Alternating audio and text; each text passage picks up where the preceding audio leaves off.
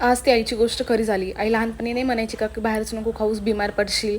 आणि मी कुठं ऐकते. मी बाहेरचं त्या दिवशी एवढं जबरदस्त खाल्लं, की सकाळपासून संध्याकाळपर्यंत नुसती बाहेरचंच खात होते मी. आणि दुसऱ्या दिवशी मी डायरेक्टली बिमार पडले. मला एवढे ताप येत होते, की माझे ताप कमीच होत नव्हते. पण डॉक्टरने मला सलाईन लावल्या. मला ते एवढं रिग्रेट होतं त्याच्यासाठी. आणि त्या दिवशी माझ्या आईची एवढा बोलणं खाल्लं आहे. म्हणते मी तिला म्हणत होती, बाहेरचं नको खाऊ, नको खाऊ. मस्त एनर्जी ड्रिंक घेतली. मला वाटलं मस्त एनर्जी येईल, कायची एनर्जी. मी बिमार पडली आणि एवढी ताप होती मला, की ताप कमी व्हायचं नावच नाही. सलाईन घेतली आणि तर मी बिमार आहे आणि माझा नवरा बघा मस्त मोबाईलमध्ये बसलाय. मग घरी गेले, काहीच खायची इच्छा नव्हती. पण माझ्या हस्बंडने माझ्यासाठी काही स्नॅक्स वगैरे आणले होते बाहेरून.